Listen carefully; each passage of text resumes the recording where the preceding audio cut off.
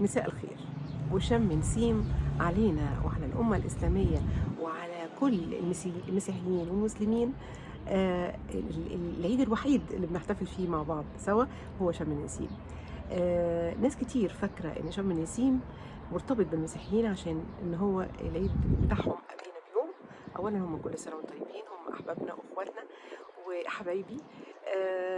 هم بقول لهم كل سنة وهم طيبين، لكن شم النسيم هو للمسيحيين والمسلمين مع بعض. فده العيد الوحيد اللي بنجتمع فيه مع بعض، فلازم نحتفل. وهم قدماء المصريين زمان كانوا بيقولوا ان لازم نشم النسيم ده، لان هو بيخرج كل الطاقة السلبية للسنة القادمة، وبيبقى سنة رزق وخير على الناس اللي بتشم نسيم في هذا اليوم.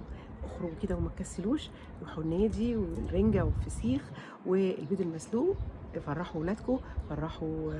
هي برضو لما جيبوا العيلة اصحابكم واجتمعوا، ويا رب شم نسيم على كل الأمة الإسلامية.